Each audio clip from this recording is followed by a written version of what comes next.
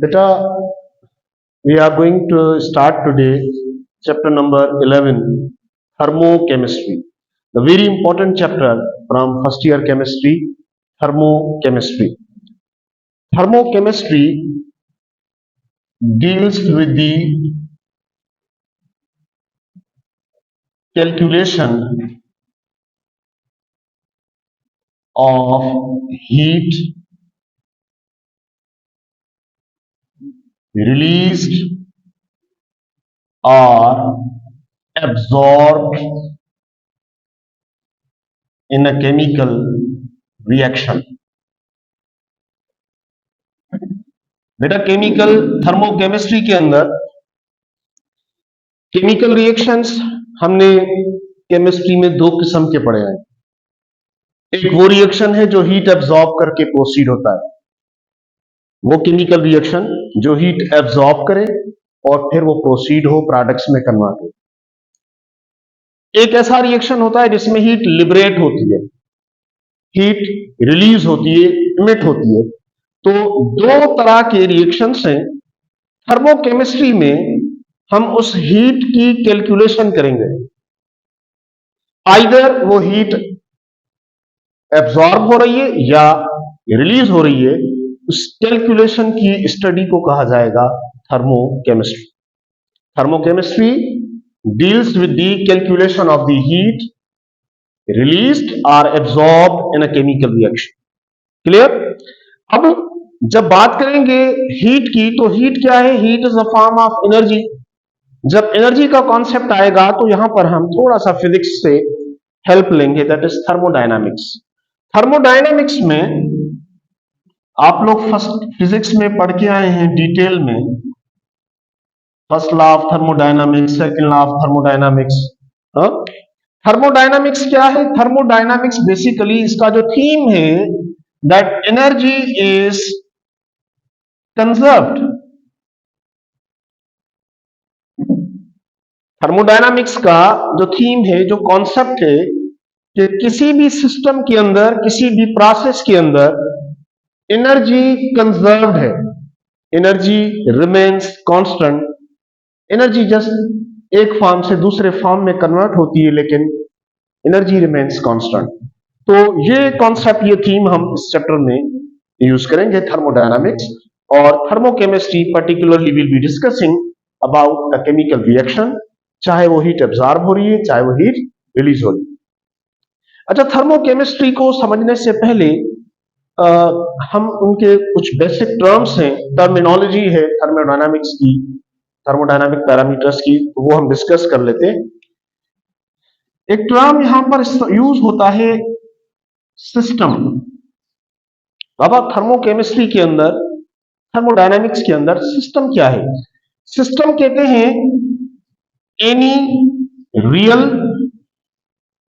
और imaginary portion of universe which is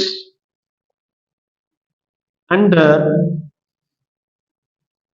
observation or investigation.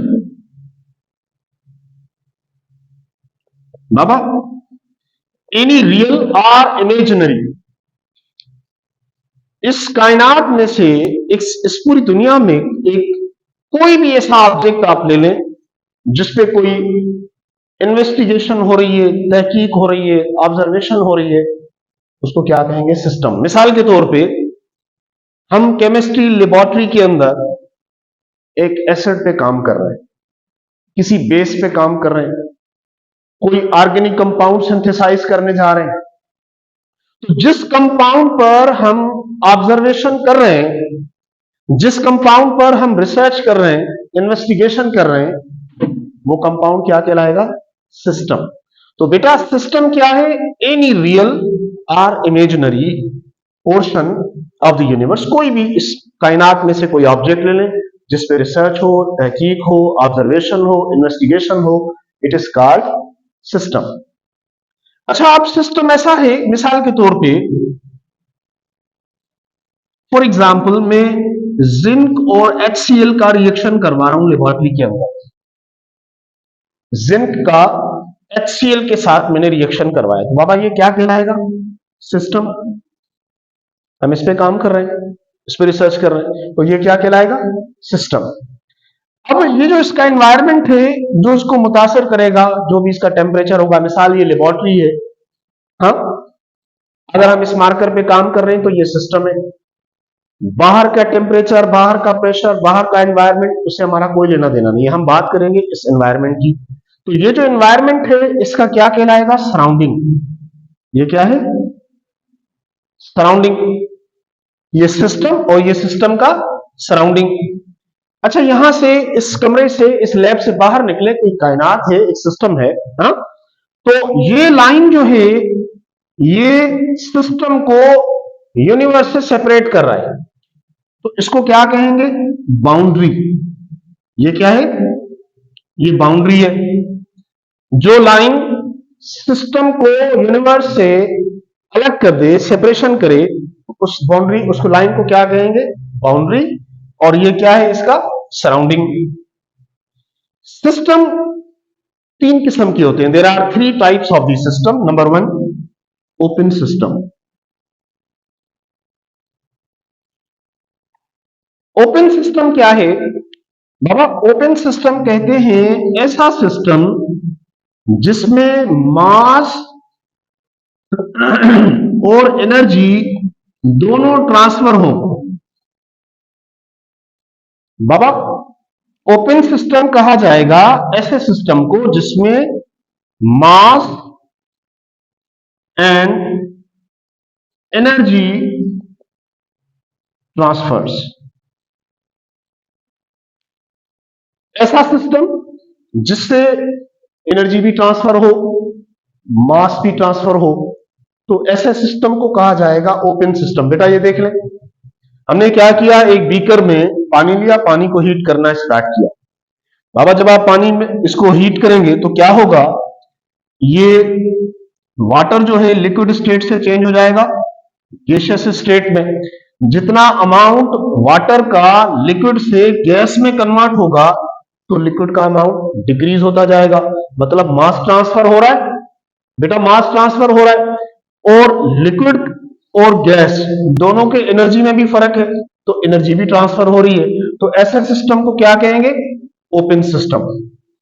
Same में second है closed system.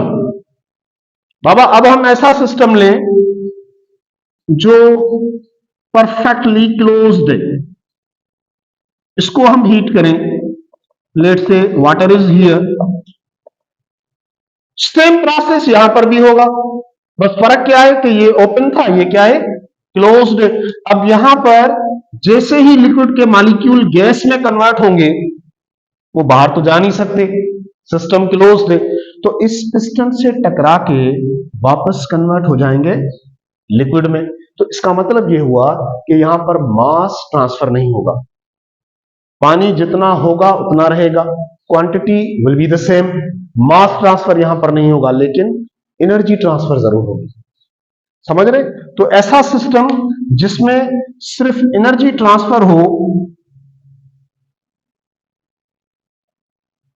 ऐसे system को कहेंगे क्लोज्ड सिस्टम।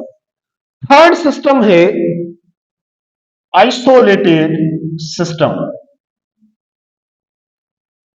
Isolated system.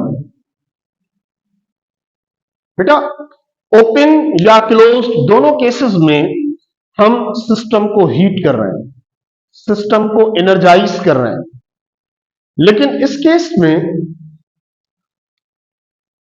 याद रखें कि ये जो सिस्टम होगा it will be in a insulating material. अब यहां पर हम ऐसा सिस्टम ले रहे हैं जो कि आइसोलेटेड है। आइसोलेटेड तब होगा जब इसका ये जो एक्सटर्नल बाउंड्री है, ये जो मटेरियल है, ये क्या हो? इंसुलेटिंग। अगर ये परफेक्ट इंसुलेशन है तो बेटा ना हीट इन होगी ना हीट आउट होगी, ना मास ट्रांसफर होगा, इंटरनल एनवायरनमेंट का बाहर एनवायरनमेंट से कोई ताल्लुक नहीं होगा। अगर हमने इसमें ठंडा पानी ऐड किया हुआ है, कोल्ड वाटर है, तो इट विल रिमेन कोल्ड। अगर गर्म ऐड किया हुआ है तो इट विल रिमेन हॉट। ठीक है ना। अगर ये परफेक्टली इंसुलेटिंग सिस्टम है तो बाबा तीन किस्म के सिस्टम हो गए, ओपन, क्लोज्ड और आइसोलेटेड सिस्टम। याद रहे, आइसोलेटेड सिस्टम के अंदर ना हीट इन होगी ना हीट आउट होगी। ठीक है ना, क्योंकि हम बात कर रहे हैं इंसुलेटिंग मटेरियल की। अच्छा, तो एक टर्म जो थर्मोकेमिस्ट्री में, थर्मोडायनामिक्स में यूज होता है, वो हो गया सिस्टम। सिस्टम को हमने कैटेगराइज कर दिया, ओपन, क्लोज्ड और आइसोलेटेड। एक टर्म यहां पर इस्तेमाल होता है, मैक्रोस्कोपिक प्रॉपर्टीज। एक तो होती है माइक्रोस्कोपिक, यह है मैक्रो। यानी मैक्रोस्कोपिक प्रॉपर्टीज का मतलब है properties in a bulk, properties in a bulk, यानी ह्यूज अमाउंट में है। माइक्रो का मतलब तो होता है वेरी माइनर वन, जिसको आप देख ही ना सके, तो उसकी calculation will be very difficult. लेकिन हम बात कर रहे हैं मैक्रो की, the properties in a bulk which are easily measured. वो प्रॉपर्टीज जो बल्क में है, एक्सेस में है, ह्यूज अमाउंट में है, जिनको आप आसानी से मेजर कर सकें, उन प्रॉपर्टीज को कहा जाएगा मैक्रोस्कोपिक प्रॉपर्टीज। मिसाल के तौर पे बाबा मास है, वॉल्यूम है, टेम्परेचर है, प्रेशर है। बाबा इन सब की मेजरमेंट हो सकती है ना, हम डेली लाइफ में इनकी मेजरमेंट करते हैं। तो ये प्रॉपर्टीज कहलाती हैं मैक्रोस्कोपिक प्रॉपर्टीज। मैक्रोस्कोपिक प्रॉपर्टीज दो किस्म की होती हैं। There are two types of the macroscopic properties, जिसमें एक होती है इंटेंसिव प्रॉपर्टी, इंटेंसिव प्रॉपर्टीज, और सेकंड है एक्सटेंसिव प्रॉपर्टीज। बाबा ये दो किस्म के मैक्रोस्कोपिक प्रॉपर्टीज है। इंटेंसिव क्या है बेटा? वो प्रॉपर्टी जो सब्सटेंस के अमाउंट पे डिपेंड ना करे, independent of amount, independent of amount. वो प्रॉपर्टी जो सब्सटेंस के अमाउंट पे डिपेंड ना करे, उस प्रॉपर्टी को कहा जाएगा इंटेंसिव।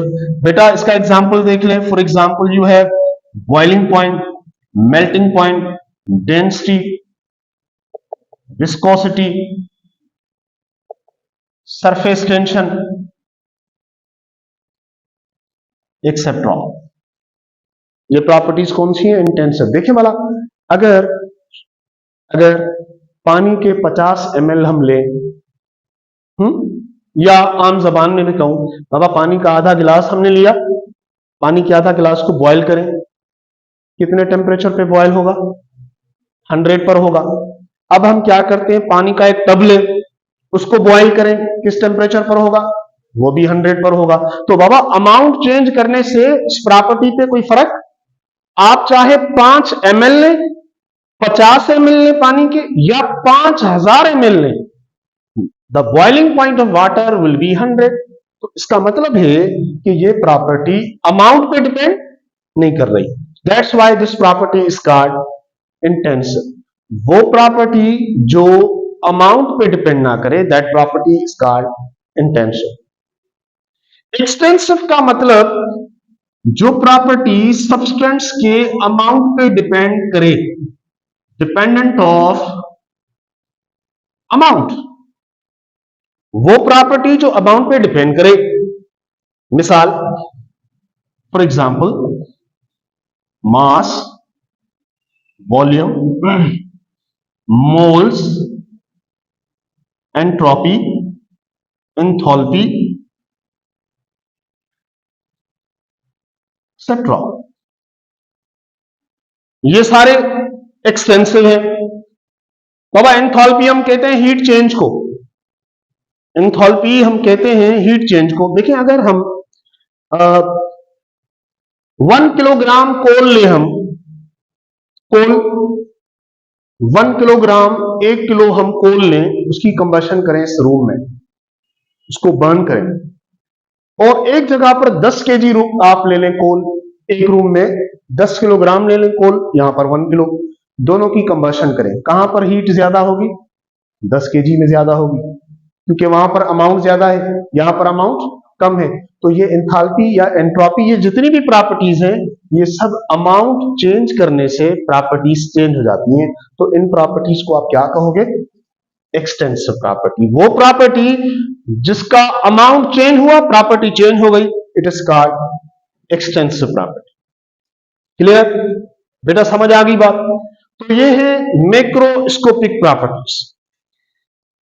एक और टर्म जो हम यहां पर डिस्कस करेंगे, that will be state. Thermochemistry में या थर्मोडायनामिक्स में एक टर्म इस्तेमाल होगा स्टेट का। बेटा याद रखें, state said to be well defined if its temperature, pressure, volume, moles are known। बाबा हम कहेंगे एक स्टेट वेल डिफाइंड है। कब होगा वेल डिफाइंड? जब आपको उसका टेम्परेचर पता हो, आपको उसका वॉल्यूम पता है, प्रेशर पता है, मोल्स पता है, ये सारी डेटा आपके पास है, तो हम कहेंगे state is well defined. State is well defined. States दो किस्म के हैं, दो होंगे यहां पर। एक होता है इनिशियल स्टेट, एक होता है फाइनल स्टेट। बाबा इनिशियल स्टेट और फाइनल स्टेट। इनिशियल स्टेट क्या है? The state before it suffers any change. अभी कोई भी चेंजिंग नहीं हुई, कोई वेरिएशन नहीं हुई। मिसाल के तौर पे जो टेम्परेचर है यहां पर 20 सेंटीग्रेड है तो 20 है, चेंज नहीं हुआ, तो ये इनिशियल है। समझ रहे? अभी क्लास में ये बाबा बिजली चली गई, एयर कंडीशन बंद हो गए, अब टेम्परेचर एक्सीड होने लगेगा, अब ये क्या है? T2, final state. तो इनिशियल स्टेट का मतलब है वो स्टेट जिसमें कोई भी तब्दीली, कोई भी वेरिएशन नहीं हो, the state before it suffers any change. State before it suffers any change, किसी भी चेंज से पहले आप इसको क्या कहोगे? Initial state. State after it suffers a change. अब इसमें कोई चेंजिंग आ गई, तो पहले आप टेम्परेचर को कह रहे थे T1, अब क्या कहोगे? T2। पहले वॉल्यूम को कह रहे थे V1, अब क्या कहेंगे? V2। समझ रहे हैं? तो फिर आप डिफरेंस कैसे निकालोगे? फाइनल में से इनिशियल को माइनस करेंगे। मिसाल के तौर पे हम कहें delta T sir T2 minus T1, delta V sir V2 minus V1, delta P sir P2 minus P1। Clear हो गया? अच्छा, एक सिस्टम यहां पर होता है state function. State function, state function क्या चीज है? स्टेट फंक्शन याद रखें, it is a thermodynamic parameter, thermodynamic parameter depends on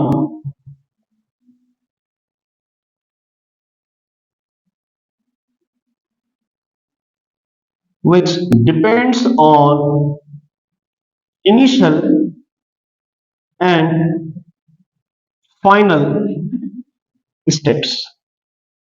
Baba state function क्या है? वो स्टेट, वो थर्मोडायनामिक प्रॉपर्टी जो सिर्फ और सिर्फ इनिशियल और फाइनल कंडीशंस पर डिपेंड करे। पहले टेम्परेचर कितना था, अब कितना है, पहले प्रेशर कितना था, अब इस पर डिपेंड करे, तो आप क्या कहेंगे, ये क्या है, स्टेट फंक्शन। बाबा अगर आपको चलेंगे एक एमसीक्यू मिल गया, ठीक है, एक एमसीक्यू आ गया, हमसे पूछा जा रहा है which of the following is not a state function. A internal energy, external energy,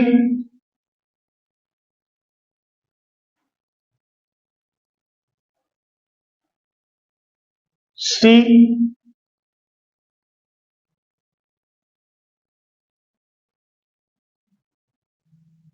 या डी आपके पास है। इनमें से which of the following is not state function. एक बात सुने, अब यहां पर बात हो रही है स्टेट फंक्शन क्या है। मैंने कहा है कि स्टेट फंक्शन क्या है, एक थर्मोडायनामिक पैरामीटर है जो डिपेंड करेगा इनिशियल और फाइनल स्टेट्स पे। अब इनमें से कौन सा फैक्टर है जो सिस्टम का हिस्सा नहीं होगा, जिसपे ये कंडीशन अप्लाई नहीं हो रही? External energy. बाबा जो एनर्जी एक्सटर्नल है उसका इंटरनल सिस्टम से क्या ताल्लुक? नहीं समझे? देखें, हम यहां पर इस लेबोरेटरी में काम कर रहे हैं एक केमिकल पर। हमने यहां का एक एनवायरनमेंट सेट किया हुआ है, कंडीशन सेट की हुई है। बाहर टेम्परेचर कितना है, बाहर प्रेशर कितना है, एनर्जी कितनी है, इससे कोई लेना देना है? एक्सटर्नल सिस्टम का इंटरनल सिस्टम से कोई ताल्लुक ही नहीं है ना। हमने जो कहा यहां पर बाउंड्री, तो यहां पर याद रखें बाबा, एक्सटर्नल एनर्जी जो हमारे सिस्टम का हिस्सा ही नहीं है तो वो इनिशियल और फाइनल पे डिपेंड कैसे करेगी? तो यहां पर एक्सटर्नल एनर्जी जो है वो क्या है, स्टेट फंक्शन है। अच्छा, यहां पर मैंने एक टर्म इस्तेमाल किया एंट्रोपी। ये क्लियर है? एंट्रोपी कहते हैं डिसऑर्डर को। किसी भी सिस्टम के अंदर जो डिसऑर्डर, डिसऑर्डर समझते हैं, रेंडमनेस, कोई सीक्वेंस ना हो, कोई ज्योमेट्री ना हो, कोई पैटर्न ना हो, रेंडमनेस, डिसऑर्डर। अगर आपको इससे क्वेश्चन आ जाए, मिसाल एक और एमसीक्यू मिल गया, entropy is minimum in dish A boiling,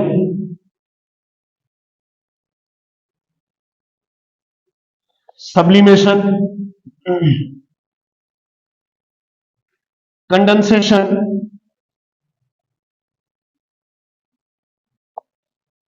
entropy is minimum in dash. In processes में ये चार मैंने फिजिकल प्रोसेस लिखे हैं। इन चार फिजिकल प्रोसेसेस में से किस प्रोसेस के अंदर एंट्रोपी सबसे कम है? शाबाश। It should be freezing. बाबा इसमें क्या होने जा रहा है? फ्रीजिंग में liquid going to turn into solid. तो सॉलिड में मॉलिक्यूल सीक्वेंस में होंगे ना, तो सॉलिड स्टेट के अंदर जो एंट्रोपी है वो सबसे कम होगी। मिनिमम का वर्ड यूज किया हुआ है यहां पर इन केस ऑफ फ्रीजिंग, क्योंकि मॉलिक्यूल्स एक सीक्वेंस में होंगे, एक ज्योमेट्री में होंगे, एक ऑर्डर में होंगे, तो यहां पर एंट्रोपी सबसे कम होगी। समझ रहे हैं आप? एंट्रोपी क्या था? डिसऑर्डर। डिसऑर्डर यहां पर कहां पर ज्यादा होगा भला? अगर मैक्सिमम पूछा जाए, बॉइलिंग में ज्यादा होगा सबसे। ठीक है, ओके। तो यहां पर हमने फंडामेंटल टर्म्स डिस्कस किए, स्टेट फंक्शन, और ये मुख्तलिफ जो टर्म्स हैं ये थर्मोडायनामिक्स या थर्मोकेमिस्ट्री को समझने के लिए ये मोस्ट इंपॉर्टेंट पैरामीटर्स हैं जो कि हमने डिस्कस करने हैं। अच्छा, अब हम आते हैं थर्मोकेमिकल रिएक्शंस पर। Thermochemical reactions. थर्मोकेमिकल रिएक्शंस क्या है बेटा? Chemical reactions which are accompanied by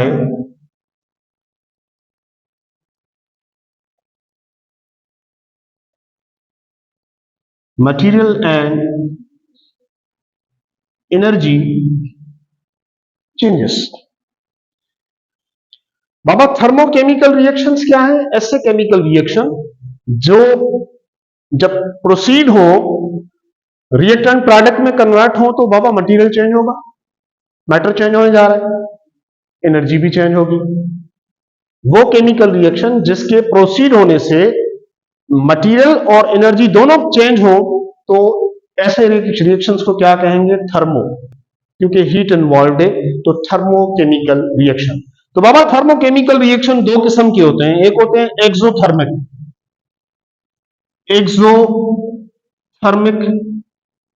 reactions. Exothermic reaction कहते हैं the reaction in which heat is released और इवॉल्व्ड। इट्स वेरी इंपॉर्टेंट बेटा, तवज्जो दें। एक्सोथर्मिक रिएक्शन ऐसा रिएक्शन जिसमें हीट रिलीज हुई, इवॉल्व हुई, लिबरेट हुई, it is called exothermic reaction. ठीक है, याद रखें कि एक्सोथर्मिक रिएक्शन में एनर्जी ऑफ प्रोडक्ट्स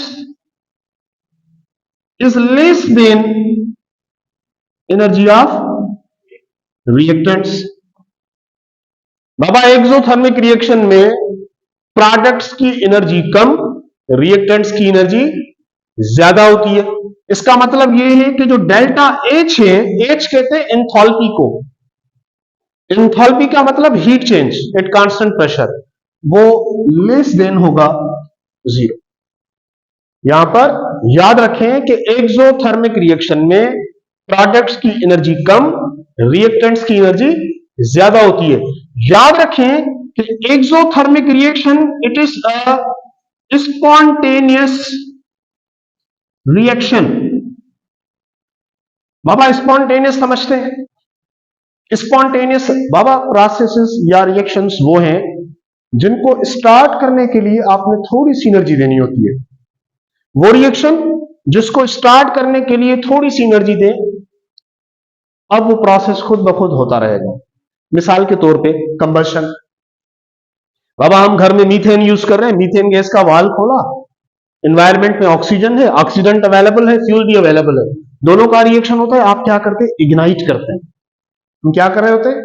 इग्नाइट। हमने जस्ट उसको मैच स्टिक लगाया। इसके बाद आपका मेरा कोई रोल है? समझ रहे? तो ये कंबशन क्या है? स्पॉन्टेनियस है। अच्छा, एक और सिंपल मिसाल दूं आपको। बाबा हमारे घर में पानी का मोटर लगा हुआ है, हम क्या करते हैं? सिर्फ बटन ऑन किया, पानी खुद ब खुद फ्लो होता रहेगा। इसमें आपका मेरा कोई रोल है? इसमें मुसलसल एनर्जी हम दे रहे हैं, हमने सिर्फ बटन ऑन किया, तो ये है स्पॉन्टेनियस। लेकिन अगर हैंड पंप है, हैंड पंप, उसमें से आप एक मर्तबा ऐसे करें, फिर आप ऐसे खड़े हो जाएं, पानी मुसलसल निकलता रहेगा? नहीं, आपने मुसलसल एनर्जी देनी पड़ेगी। आप समझ रहे हैं? आप तो ये प्रोसेस क्या है? Non spontaneous. मोटरसाइकिल पे आप बैठ गए, कार में आप बैठ के कंबशन हो गई, आपने इग्नाइट किया, गाड़ी चल रही है, आपका कोई रोल नहीं। हाँ, कंट्रोल आप कर रहे हैं, उसको रन करने में आपका मेरा कोई रोल नहीं है। साइकिल पे बैठे आप, साइकिल पर बैठे, पेंडलिंग करें, आप पेंडल ना लगाए, मुसलसल चलती रहेगी साइकिल, तो ये क्या है? Non spontaneous. तो जिस प्रोसेस को मुसलसल आपने एनर्जी देनी पड़े, तो वो क्या है? Non spontaneous. जिसको स्टार्ट करने के लिए थोड़ी सी दें, वो क्या कहलाएगा? तो एक्सोथर्मिक कौन सा रिएक्शन है? स्पॉन्टेनियस। दूसरा रिएक्शन होता है एंडोथर्मिक रिएक्शन। एंडोथर्मिक रिएक्शन कहते हैं the reaction in which heat is absorbed और एडेड। ऐसा केमिकल रिएक्शन जिसमें हीट एब्जॉर्ब हो, हीट एड हो, it is called endothermic reaction. याद रखें यहां पर energy of products is greater than reactant. इसका मतलब है कि delta H will be greater than zero. यहां पर डेल्टा एच क्या था, लेस देन जीरो, यहां पर क्या है, ग्रेटर देन जीरो। तो याद रखें, अच्छा ये था स्पॉन्टेनियस, ये क्या होगा, it is non spontaneous process और केमिकल रिएक्शन। बाबा क्लियर हो गई बात, यहां तक समझ में आ गया। अब यहां से हम मजीद इसको कल वाले लेक्चर में कंटिन्यू करेंगे।